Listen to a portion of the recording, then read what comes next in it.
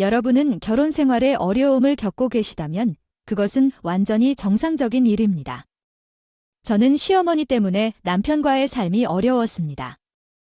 처음에는 남편이 제게 잘 대해주는 것 같았지만 결혼 후에는 그런 모습이 사라졌습니다.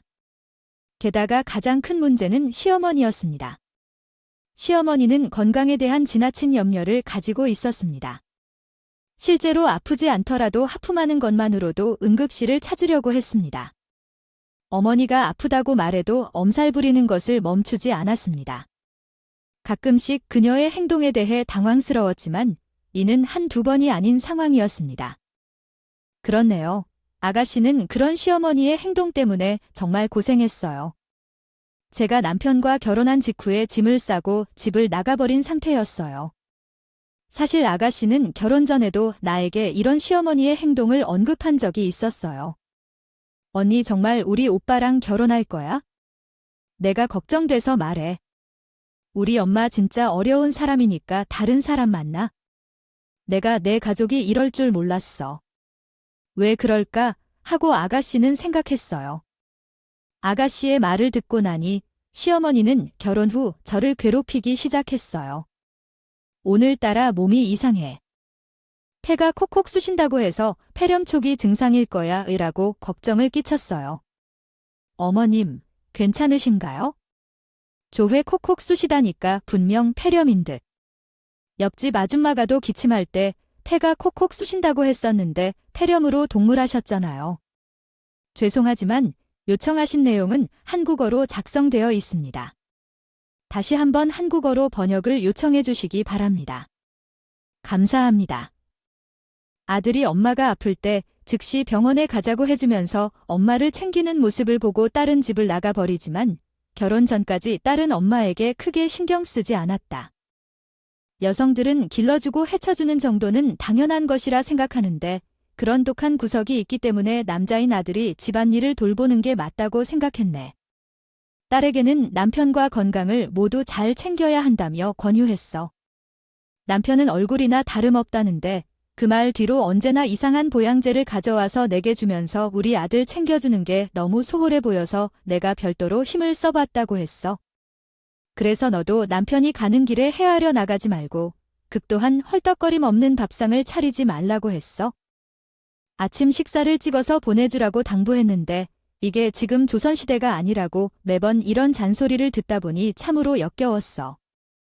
이후로는 시어머니가 자주 남편 밥상을 찍어서 보내야 했어. 그러다가 남편은 자주 다니는 회사를 그만두고 갑자기 창업을 하겠다며 날뛰게 되었어. 시어머니는 가진 재산을 정리해서 남편에게 제공했어. 창업자금을 제공했고 실제로 창업자금은 보조였을 뿐이었지만 자신의 노후를 책임지라는 뜻이었을 것입니다.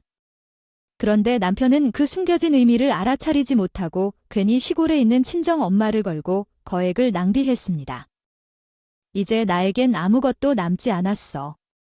나만 믿고 함께 살 생각을 했는데 이 돈은 어디론가 쉽게 잃은 게 아니야. 이게 바로 너희 남편에게 나의 투자인 거야. 시어머니는 남편이가 이러한 말을 한 적이 있었는데 그래도 남편은 변하지 않았을 거야. 시어머니에게 투자받은 후 남편이 친구와 대화를 나누는 걸 들었어. 그리고 중요한 상황이 닥치면 누가 내 편인지 알 수 있게 돼. 친구들과의 대화를 다 듣진 않았지만 남편은 크게 웃으며 말했어. 사위 사랑은 장모라는 말도 이제 옛말이야. 우리 장모님이 되게 해주시는 게 하나라도 있냐? 이게 바로 가족이야. 자기 혼자서는 아무것도 할 수 없어. 다른 사람들은 자신의 사회적 지위에 기댄다지만 아주 즐거운 사람이야. 그런데 제게 말했음 내가 엄마가 최고라고 생각하는지도 모르겠는데 그는 볼륨을 높여 말을 이어나갔어. 나는 받은 대로만 해줄 거야. 너도 처가에서 적당히 해야 돼. 내가 너한테 아무것도 안 해준다면 이런 남편을 옆에 두고 있는 게 맞는 건지 깊이 고민했던 날이었어. 그런 남편의 말을 계속해서 생각하게 되었어. 결국 그 말로 남편의 진심을 거의 알게 되었어. 명절이 다가오니 당연히 시어머니 집이나 우리 집에 가서 인사를 드려야 하는데 내가 집에 내려가자고 했더니 그렇게 말했어. 왜 이따 차도 밀렸는데 내려가자고? 내가 장모님한테 시골에서 사도록 협박했나? 그리고 내려갈 때 기름값이나 여러 가지 생각하면 우리 처제 낭비야. 낭비지. 당신 왜 말을 그렇게 해? 근처라면 1시간 안에 갈 수 있는데. 우리 엄마 보러 가지도 말라고. 알았어. 나 혼자 갈 거야. 너야말로 생각 좀 해봐. 장모님이 사위라고 고기 반찬이라도 준비한 적이 있어? 돈도 딱히 안 쓰고 시골밭에서 뽑은 풀떼기로 밥상 차리는데 내가 먹을 것도 없어서 얼마나 실망해. 너야말로 적당히 해. 우리 엄마가 맨날 풀만 주신다. 그럼 당신 뱃속에 들어간 고기들은 어떻게 설명할 거야? 제가 싫으면 그냥 가기 싫다고 말해. 나 혼자 알아서 갈 테니까. 이런 날은 정말 오만정이라 다 떨어지고 있어요. 괜히 우리 엄마가 자기 창업 자금을 도와주지 않았다고 심술을 부리는 것 같지만 남편은 모르는 사실이 있어요. 바로 우리 엄마가 된 재산이에요. 제가 따로 말한 적도 없었기 때문에 당연히 모를 수밖에 없겠죠. 우리 아빠는 돌아가시기 전부터 항상 이런 말을 했어요. 내가 맨날 밖으로 돌아서 너랑 너희 엄마가 너무 고생하는 걸 알아? 갈 땐 가더라도 내가 열심히 벌어서 너의 짐을 덜어주고 가야지. 걱정 마라. 엄마는 이 아빠가 다 알아서 해놓고 가야 되니까. 아빠는 돌아가시기 전에 자신이 했던 말을 지키듯 엄마 앞으로 땅과 건물 몇 채를 마련해 두고 가셨어요. 눈을 감는 그 순간까지 제 짐이 되지 말아야 한다. 혼자서도 없이 살지 말라는 말도 하셨죠. 엄마를 걱정해 주신 분이셨어요. 그래서 더 튼튼한 엄마 노후 자금을 마련해 두고 가신 분이 제 아버지입니다. 그러나 남편은 이런 사실도 몰랐기 때문에 우리 엄마를 그렇게 짐으로 취급한 거죠. 이렇게 생각한 이유는 명절에 엄마 집을 가지 않은 것은 물론 선물로 주라고 내 손에 쥐어준 것 때문이에요. 아, 그래, 정답. 당신이 가겠다면 저기 내가 선물 갖다 놨으니까 알아서 챙겨가. 이게 뭐야, 김자반. 당신 정말 돌았니? 제 정신으로 이걸 선물로 준비한 거야. 어떻게 내리지 않을 거면 당신처럼 기름값도 아끼는데 더 나은 것을 준비해야지. 정말 어처구니 없어. 당신은 경험 없는 짓인 걸 알고 있니? 좋은 게 있어야지. 선물 하나 준비하면 되는데 내게는 도와준 게 없으면서 왜 받으려고 하는 거야? 우리 엄마처럼 돈을 주던가? 알아서 가져가. 그 김자반은 심지어 포장조차 안 되어 있었어요. 시장에 가면 단돈 10,000원도 안 하는 그런 거였어요. 화가 나서 제 돈으로 괜찮은 선물 하나 들고 친정으로 갔습니다. 며칠 동안 집에 돌아가지도 않았어요. 명절에 겪은 일인데 남편이 점점 감당하기 힘들 정도로 변해갔어요. 건강이 나빠진 엄마가 수술이 필요하다는 얘기도 했거든요. 어이구, 엄마 왜 평소에 허리 아프셨잖아. 이번에 병원에서 검사를 받았는데 디스크가 심해서 수술하는 게 좋다고 하셨다. 서울에 괜찮은 병원을 알아둬서 올 때 가보자. 어르신들은 그러니까 허리가 나빠지면 불행한 것 같아. 엄마는 아직도 정신이 좋아. 혹시 엄마가 아파서 수술한다면 그냥 넘어갈까요? 좋니? 수술은 언제 해? 물어봐도 돼. 그렇게 뭐 하나 트집 잡아 이야기해야만 하나? 나는 남편과 싸우고 있을 때 안방에서 나온 시어머니는 남편의 짐을 싸면서 남편 편 들어주려 했어. 얌전한 남편을 가족으로 받아들이고 거기서 무엇을 얻어? 날 보고 거리낌을 피우며 나를 호의적으로 대하겠다니? 내 아들이 벌어다주는 돈으로 편안히 살고 있는 거 알겠다. 그랬나 봐. 머리를 끄덕이며 사양했는데 다른 선택이 없다면서 어딘가 잘한 것도 아닌데 큰 소리치는 거야?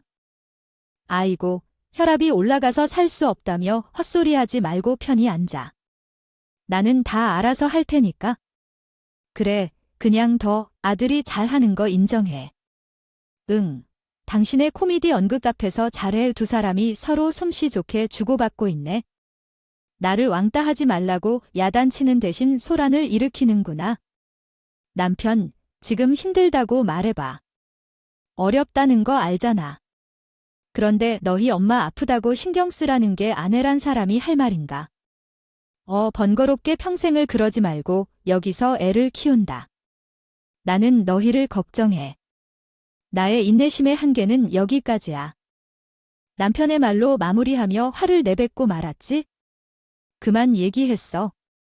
왜 너는 돈 한 번도 제일인 적이 없니? 그 사람은 사업을 하는 척해서 내 돈을 얼마나 가져가는지 모르는 사람이었어. 그리고 너처럼 바보 남편으로 살아가는 내가 그런 소리를 듣기 싫었어.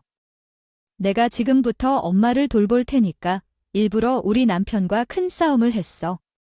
그 사람은 엄마를 무시하는 언행을 막으려고 했거든. 사실은 우리 집에서 얼마나 많은 돈을 병원비에 썼는지도 모르겠어.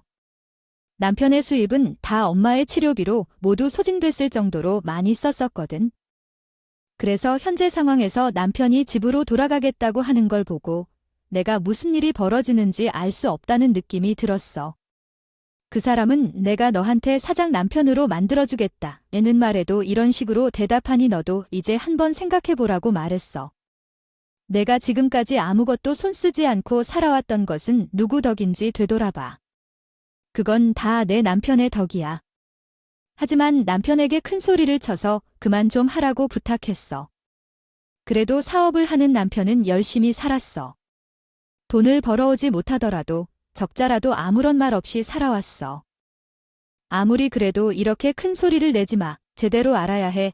이런 큰 상황에서도 내 아들이 돈을 못 벌더라도 열심히 노력해야 한다고 말해주면서 내 아들과 나는 한마음 되어 있어야지. 몸이 아프고 힘들 때 나의 몸이 알고 아프다며 죽을 것 같다고 오해를 하는 것이냐? 아니면 내가 죽이고 싶다면 계속해서 그렇게 해라고 하는 것이다. 그리고 혈압이 오르는 가장 먼저 뒷목을 잡더니 주저앉아서 주특기인 엄살을 부리기 시작했다. 다른 사람들이 온몸을 긁어주고 난리도 내며 온다. 그래서 급하게 늙은 부모님이 왔을 때 내 돈이다 머리가 너무 아프고 어지럽다고 했다. 우리 병원으로 가자고 하며 남편을 붙들고 병원으로 갔다. 진정한 상황에 대해 어떻게 대처해야 할지 고민하려 했다. 하지만 그런 생각을 하지 않았다. 시어머니나 남편이 뭘 했더라도 넘겨버리고 지나갔다. 그 과정에서 시어머니와 남편 사이에 큰 위기가 왔고 남편은 더욱 예민해져서 가시를 세우고 기운을 냈다. 그래서 남편은 내게 험담에 대출을 받아야 한다고 말했다. 나도 어려운 상황에 대출을 냈으니 당신도 알지. 내가 애를 탈 것이다. 그렇지 않으면 상의를 하지 않고 대출을 했으니까. 내 돈이 반만 들어갔는데 대출을 받더라도 당신이 그것에 대해 불만을 품고 있는 이유를 모르겠어. 그리고 집 권리를 행사하는 것도 내가 가능한데 당신이 대출을 한다고 해서 내가 신경 써야 할 일은 아니다. 정말 화가 나. 너는 나와 결혼하기 전에는 이런 사람이 아닌 것 같다. 너무 뻔뻔해졌어. 대출은 심각한 문제인데도 무턱대고 대출을 결정했으면서 아무 말도 없이, 정말 미안하다는 말도 없이. 너무 실증이 나. 하지만 이런 나의 마음을 알아주는지도 모르는지 남편은 다음과 같이 이야기했어. 레이, 솔직히 말해서 너는 내게 양보한 적도 한 번이라도 있어? 너의 지원에 의존하는 운전도 못하는 사람이다. 내가 무얼 원해서 그렇게 하지 못해. 집에서 질식하니까 밖에서도 숨을 쉬고 싶어. 니들 밥 집어먹고 편히 쉴 수 있는 환경을 만들어준 사람도 나 아닌가?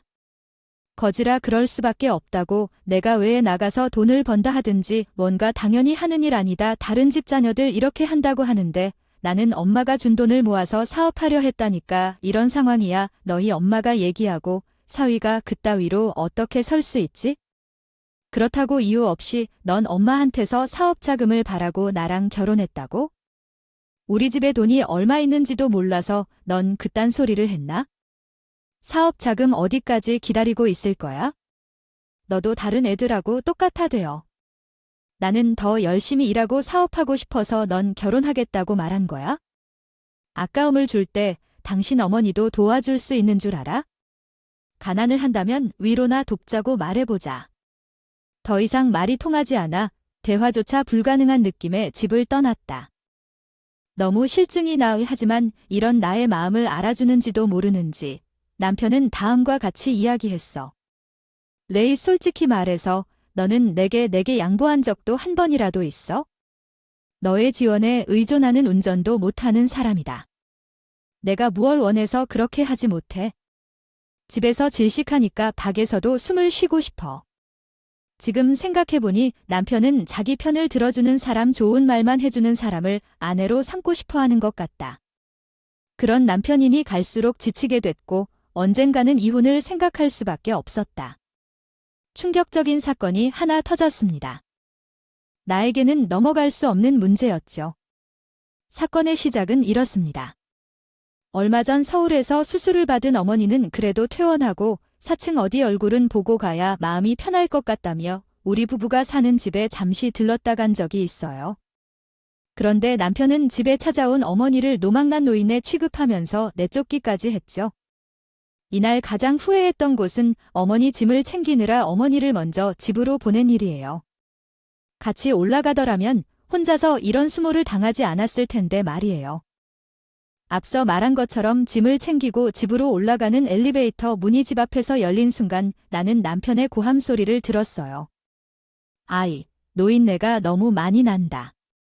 여기가 어디냐고 찾아오길 찾아와요. 내가 지금 이렇게 지내는 게 내 날개를 꺾은 장본인이 여기가 어디냐고 뻔뻔스럽게 오셨냐고. 아니, 자네, 그게 무슨 말인데 내가 지금 못 올 곳을 왔나? 아, 대체 왜 그래? 왜 그러긴 왜 그러겠어요.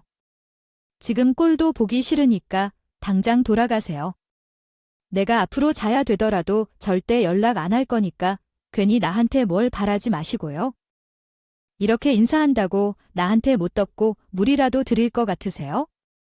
어머니에게 버릇없이 구는 남편을 도저히 용서할 수 없었어요. 머리카락을 지금 당장 뽑아내고 싶어서 손이 간지럽게 하였지만 얼마 지나지 않아 엄마의 손을 잡고 엄마를 달래며 내려갔어요. 남편에게는 이렇게 말했어요. 야, 너가 사업 때문에 힘들다고 엄마를 그렇게 향해 발톱을 뽑지 마세요. 우리 엄마를 내가 알아서 챙겨서 보낼 테니 들어가서 자던가 마저 자던가. 엄마는 중간에서 허둥지둥하지만 나는 계속해서 달래며 터미널로 갔어요. 그리고 엄마에게 한 끼 식사를 사준 후 말했어요. 엄마, 신경 쓰지 마세요. 그 애가 요즘 사업 때문에 매우 예민하거든요. 엄마한테는 무슨 억하심이 있어서 말한 건 아니니까 아무 생각도 하지 마시고 편히 내려가세요. 수술하신 분은 건강을 잘 챙겨야죠. 그래도 사회활동에서 심상치 않은 거 보니 그 애가 혹시 내게 뭔가 비난을 하는지 내가 자기 사업의 지원을 그만둬서 그런 건 아니냐고 하는 거 아닐까? 아이고, 그런 생각은 하지 마세요. 자기가 사업을 했다면서 파냈는데 내가 돈을 줘야 되는 거면 그만이었겠지? 엄마가 돈을 쓸 필요도 없었는데 내가 안 줘도 됐다고 했는데 엄마가 나서서 주려 한다고 하지 않았나. 그러니 일단 밥 먹고 마음 편하게 쉬세요. 엄마는 찜찜한 표정을 감추지 못하고 내려갔지만 그 모습을 지켜보는 나의 마음은 너무나 괴롭습니다. 이렇게 마음을 먹고 집에 도착하니 인문이가 겨울 옷을 입고 문 앞에 앉아 있었습니다. 인문이를 방패로 사용하려고 데려왔다는 것이 분명해 보이는 상황이었습니다. 당신은 뭐 하는 거야? 우리 엄마에게 그런 식으로 말하지 말고 내 앞에서 이러고 싶어? 뭐 하는 짓이야? 남편은 내 말에 반응하지 않고 시모에게 말했습니다. 아이고, 우리 엄마 보약이라도 먹어야겠다. 얼마나 건강이 좋지 않았겠다. 겨울 옷을 입어야 했을 정도로 감기에 걸린 것 같군. 어쨌든 나가자. 보일러를 틀어주겠다. 옷은 벗고 안방에서 쉬어. 내 엄마가 너한테 신세 앉으려고 이러는데도 몸이 말을 안 듣는구나. 너를 위해서 미안하다. 배가 조금 고프긴 한데 들어가서 쉬어. 우리 엄마가 배고프다고 했다. 전복죽을 끓여줄까? 우리 엄마가 아프고 굶겨서는 안 돼. 나가서 끓여올게요. 남편은 전복죽을 준비하러 왔고 시모가 감기에 걸렸다며 들어와 안방에 눕혀두는 모습을 보여준다. 우리 엄마는 그러한 모습에 마음이 참지 못해 주방으로 들어갔다. 그리고 냉동실에서 언어누 바구니를 들고 나와서 남편에게 건넸습니다. 어머, 뭐야? 당신 미쳤어. 가만히 있는 사람한테 무슨 짓이야. 정신 나갔어. 아파 죽겠네. 그래, 정신이 좀 들어. 아파. 내가 당신한테는 냉수로도 부족한 것 같으니까 정신 차리라고 얼른 꺼내왔다. 그리고 미친 건 너지. 우리 엄마한테 뭐라고 로망이라고 했어. 너 돌았니? 내가 뭔데 우리 엄마한테 오라 말아야. 남편은 미쳤냐며 돌처럼 딱딱한 얼음에 맞아서 아프다며 난리를 쳤어요. 하지만 당신은 그 시점에서는 재미있지 않았죠. 제 눈에 보이는 건 아무것도 없었어요. 무서울 거리도 전혀 없었죠. 그리고 너, 우리 엄마한테 돈을 맡겨놨어. 우리 엄마한테 투자도 했냐고. 왜 우리 엄마는 아무것도 모르는데 돈 타령을 하느냐. 너는 무슨 사업을 하는 거야? 왜 이런 신경질을 내냐? 사업할 팔자도 없는데 사업을 한다고 날뛰는 거야? 상황이 좀 심각해졌어. 더 이상 말이 좀 심하다. 나 같은 사람이면 어떡해? 너는 내가 돈으로 지금까지 살았니? 내 돈으로 지금 우리가 이렇게 살았던 거야? 우리 엄마는 사람을 잘 봤어. 내게 투자하지 않은 건 아니야. 당신 같은 사람한테는 돈을 투자하기 아까워. 처음 듣는 엄마의 말에 남편은 어리둥절했다. 평소와 같이 할머니가 그 찬란한 미소로 나를 쳐다보고 계셨다. 그 소리만 치켜들지 말고 조금 더 고급스럽게 이야기해 주었으면 했다. 내가 우리 엄마를 거지라고 한 적이 언제 있었냐? 그런 건 없는데 시골에서 농사지어 살아가는 우리 엄마가 왜 그렇게 구박을 받아야 하는지 진정 당신은 사람을 질리게 만든다. 우리 엄마는 돈이 들어오고 시골에서 마음 편히 사는 게 편하게 살았다고 했을 뿐이다. 내가 말만 하더라도 당신을 질릴 정도로. 하지만 어머니가 돈을 잘 벌어서 노후를 편하게 보낸다고 했다. 그 말을 듣고 나의 남편의 표정이 바뀌었다.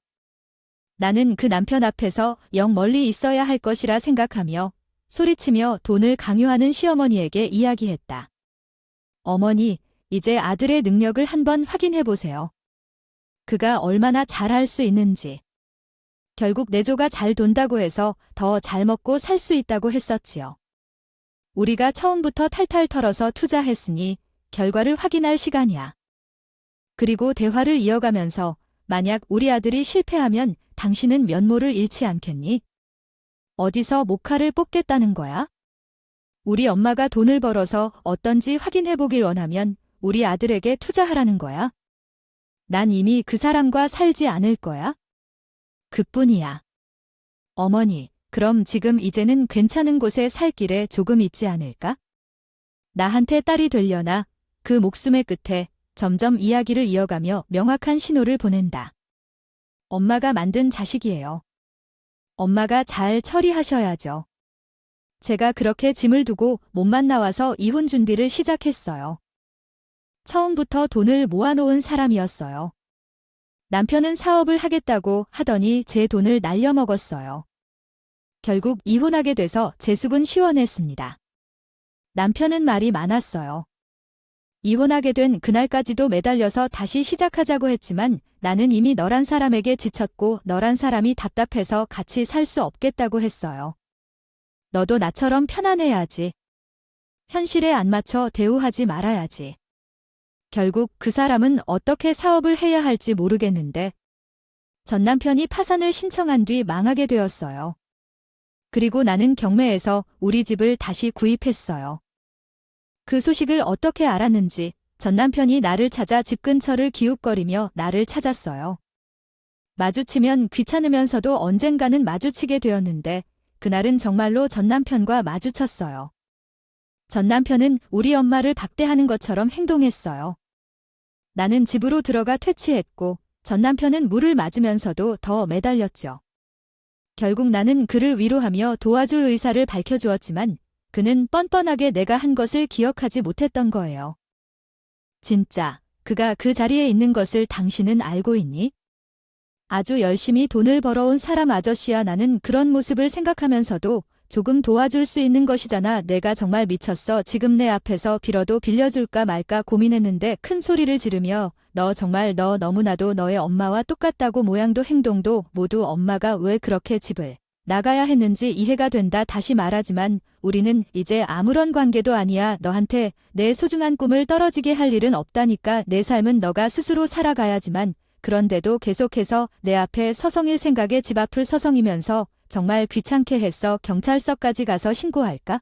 생각도 했지만 전 남편이 말한 예정을 생각해서 그 정도까지는 하지 않았어. 내가 그 집을 내버리고 엄마와 함께 시골로 내려갔다. 이후로도 그 집 앞을 종종 서성인 것 같아서 세례받은 사람에게서 한 번씩 전화를 받았어. 아하 아저씨, 저번에 얘기했던 사람이 아직도 저희 집 앞에 와서 방황한 후에 떠나가죠. 놔둬서 너무 무서워서 살지를 못하겠다고. 그래 아저씨가 잘하면 안 될까요? 경찰에 신고하자고. 아직도 찾아오나요? 아 정말 집요한 사람이야. 예전부터 그랬어. 정말 뻔뻔한 놈이야. 저 아줌마의 말에 잘 들었으니까 제가 처리할게. 너무 걱정하지 마세요. 그가 가만히 있으면 세입자까지 영향을 받게 될 거야.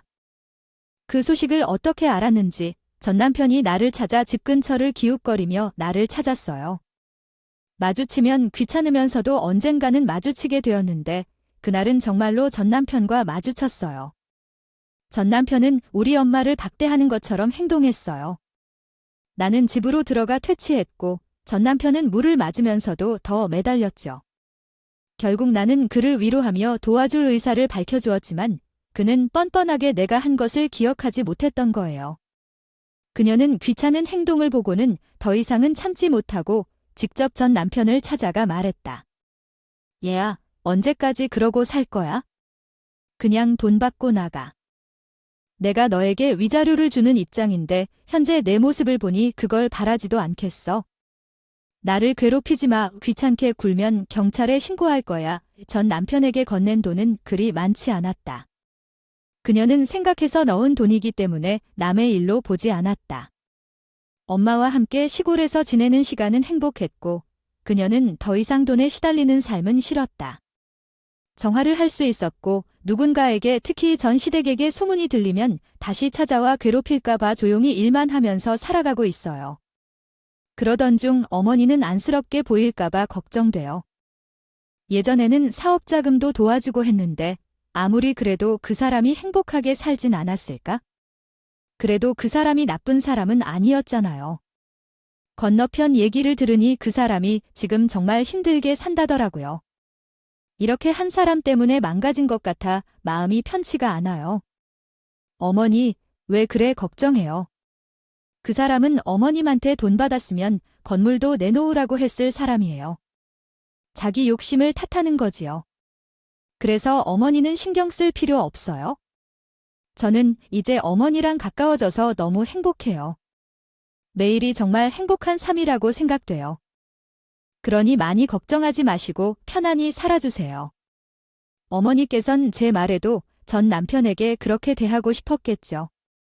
그래도 그에게 그럴 이유가 있었다는 걸 근본적으로 알려드렸고 이제는 그 마음의 짐을 약간이나마 풀 수 있게 된 것 같아요. 마음 착한 분을 저렇게 괴롭힌 것을 생각하면 어떻게 화가 나지 않을까요? 그래서 이젠 사람을 만나더라도 우리의 현실에 얼마나 더 믿을 수 있을까요? 엄마를 아껴주고 자기 일을 열심히 하는 사람을 만나려고 해요. 앞으로 인생은 기니까 어떻게 될진 아무도 모르잖아요. 이제 혼자의 몸이 되니 아버지 묘도 자유롭게 다닐 수 있게 되었어요. 얼마 전에도 다녀왔어요. 아빠 앞에서 한참을 기다리다 전 입을 열어 말했었죠. 아빠, 우리 보고 있어요. 우리 가족. 아빠가 마련해준 것들을 엄마는 노후를 나는 남은 인생을 편안하게 잘 살 수 있을 것 같아요. 앞으로 무슨 일이 있을지는 아무도 모르지만 되도록 아빠가 남겨준 것들은 평생 잘 간직할 수 있도록 노력하고 살게요. 아빠 사랑해요. 고백을 하듯이 묘 앞에서 아버지께 말했던 것 같아요. 엄마는 제 말을 듣고 웃으면서 그런 아버지 미호의 잡초를 뽑으셨고요. 우리 가족은 전 남편과 지낼 대화는 다르게 편안한 마음으로 하루하루를 살아가고 있어요.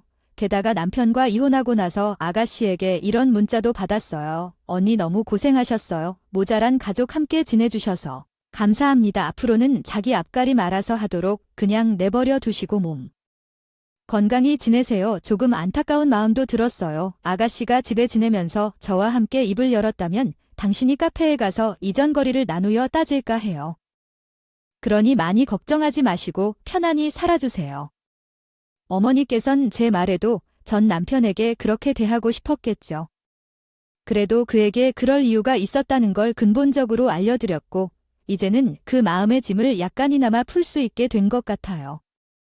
마음 착한 분을 저렇게 괴롭힌 것을 생각하면 어떻게 화가 나지 않을까요? 그래서 이젠 사람을 만나더라도 우리의 현실에 얼마나 더 믿을 수 있을까요? 혹도 전 남편도 이전시 모두 달라질 수 있었지 않을까 하고요. 하지만 모두 그의 바람이겠죠. 저는 요즘 생각해요. 사람이 돈으로 사는 게 전부는 아니라고 생각해요. 재력을 바탕으로 사람을 판단하는 사람들이 정말 많다는 것을 알아요. 지금은 저도 편하게 살고 있어서 이런 생각이 드는 것일 수도 있지만 돈만으로 그 사람을 평가해서는 안 된다는 것을 깨달았으면 좋겠어요. 능력 있는 사람들은 어떻게든 자신의 가족을 먹여 살리고 있으니까요. 다행히도 전 남편과 이혼한 후에는 제게 돈 몇 푼 주고 사라져 버렸어요. 어디서 어떻게 살고 있는지는 궁금하지도 관심이 가지도 않아요. 그저 다른 사람들에게 피해를 주지 않고 살아가길 바라요. 진부한 이혼 이야기였겠지만 이렇게 들어주셔서 감사합니다. 비 오는 더위를 피해 안목하세요.